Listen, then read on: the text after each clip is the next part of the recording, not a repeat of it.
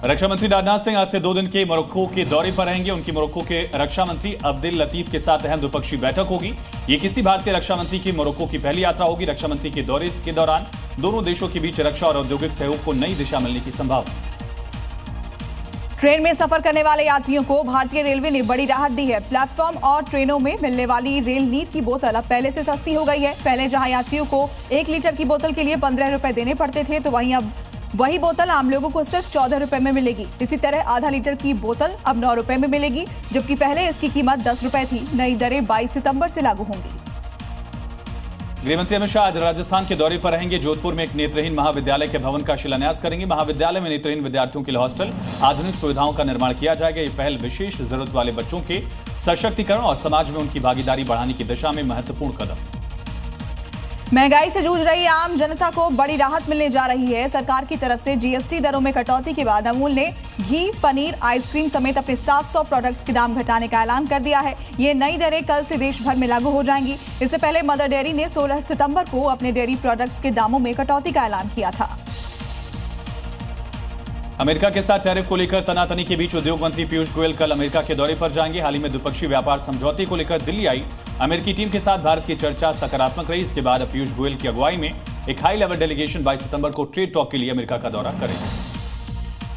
Delhi university छात्र संघ चुनाव नतीजों के बाद हाईकोर्ट के नियमों की जमकर धज्जियां उड़ाई गई, जिसे देखते हुए एबीवीपी और एनएसयूआई संगठन से जुड़े 17 छात्र छात्राओं को नोटिस जारी किया गया है। मामले में अगली सुनवाई 6 नवंबर को होगी। नियम तोड़ने वाले 17 लोगों को हाईकोर्ट ने बुलाया है। सुनवाई के दौरान अगर कमियां पाई जाती हैं तो जीते प्रत्याशियों पर सख्त एक्शन लिया जा सकता है। राजधानी में बढ़ते अपराध और अपराधियों पर शिकंजा कसने के लिए दिल्ली पुलिस ऑपरेशन आघात चला रही है। बदमाशों पर दिल्ली पुलिस का शिकंजा कसता जा रहा है। ऑपरेशन के तहत अलग अलग मामलों में सिर्फ 24 घंटे में 63 अपराधियों को गिरफ्तार किया गया। पुलिस ने भारी मात्रा में हथियार, अवैध शराब, ड्रग्स बरामद की।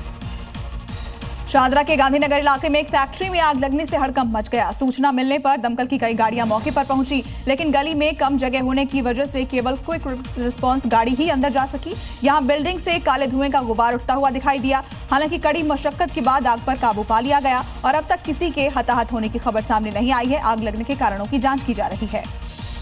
कर्नाटक में पिछले कुछ दिनों से हुई बारिश के चलते कलबुर्गी में भीमा नदी उफान पर है, जिसके चलते सड़कों और पुलों पर सैलाब का कहर दिख रहा है। भारी बारिश के चलते कई इलाकों में बाढ़ जैसे हालात हैं। कई इलाकों का संपर्क टूटा। हालांकि प्रशासन हालात को देखते हुए पूरी तरह से अलर्ट पर है। आंध्र प्रदेश में इन दिनों कुदरत का कोहराम देखने को मिल रहा है। बाढ़ बारिश के चलते कई इलाकों में भारी तबाही हुई है। यहां नांदयाल में बीच सैलाब यात्रियों की एक बस फंसने से हड़कंप मच गया। हालात कुछ इस कदर बिगड़े कि लोगों को रेस्क्यू करने के लिए जेसीबी का सहारा लेना पड़ा। गनीमत रही कि बस में सवार सभी 24 यात्रियों को बचा लिया गया। तिरुमला तिरुपति देवस्थानम ट्रस्ट बोर्ड के सदस्य भानुप्रकाश रेड्डी ने पिछली वाईएसआरसीपी सरकार पर गंभीर आरोप लगाए। दावा किया कि वाईएसआर सरकार के दौरान परकामनी में भारी उलटफेर हुआ और भगवान बालाजी के चढ़ावे की लूट हुई। रेड्डी ने इस घटना को बालाजी मंदिर के इतिहास का बड़ा घोटाला बताया। जांच की मांग की है।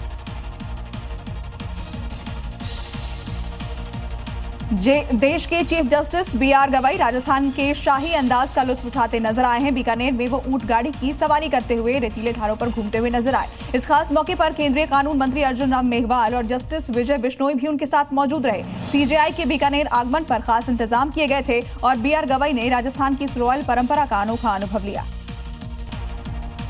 राजस्थान के झुंझुनू में स्टेट हाईवे पर चलती कार अचानक आग का गोला बन गई। गनीमत रही कि ड्राइवर ने समय रहते कार से कूदकर अपनी जान बचा ली, वरना एक बड़ा हादसा हो सकता था। आग इतनी भीषण थी कि कुछ ही मिनटों में कार पूरी तरह जलकर राख हो गई। सूचना मिलने पर फायर ब्रिगेड की टीम मौके पर पहुंची और आग पर काबू पाया गया। शुरुआती जांच में शॉर्ट सर्किट को आग लगने की वजह बताया जा रहा है। अलीगढ़ पुलिस ने फर्जी जन्म प्रमाण पत्र बनाने वाले गैंग का भंडाफोड़ किया। यह गिरोह 16 राज्यों में सक्रिय था। अब तक 576 से ज्यादा फर्जी प्रमाण पत्र तैयार कर चुका था। पुलिस ने गैंग के 6 सदस्यों को गिरफ्तार किया। कब्जे से 5 लैपटॉप, 13 मोबाइल फोन, 950 फर्जी जन्म प्रमाण पत्र, 5 आधार कार्ड बरामद किया। गिरोह के बाकी सदस्यों की तलाश जारी। जम्मू कश्मीर में नवरात्र पर्व से पहले सुरक्षा व्यवस्था कड़ी कर दी गई है। इसी कड़ी में एनएसजी की टीम ने जम्मू के मशहूर रघुनाथ मंदिर में मॉक ड्रिल की। इस दौरान एनएसजी कमांडो मंदिर परिसर और आसपास के इलाकों में पहुंचे और सर्च ऑपरेशन चलाया। ये ड्रिल सुरक्षा एजेंसियों की तैयारियों को परखने के लिए की गई, ताकि नवरात्र के दौरान किसी भी तरह की चूक न हो और श्रद्धालु सुरक्षित माहौल में पूजा कर सकें।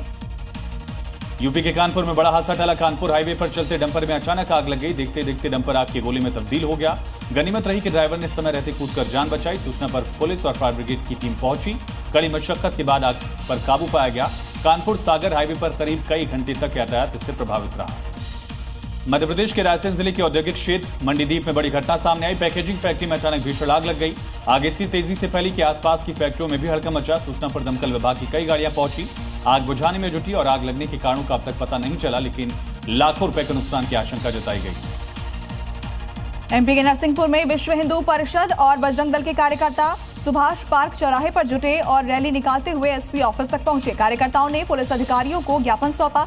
ज्ञापन में नवरात्रि पर्व के दौरान जिले में अधार्मिक गतिविधियों पर प्रतिबंध लगाने, गरबे में असामाजिक तत्वों के प्रवेश पर रोक, शराब और मांस की दुकानों को बंद करने जैसी मांगे की गई है। अधिकारियों ने ज्ञापन का संज्ञान लेते हुए आवश्यक कार्रवाई का आश्वासन दिया है।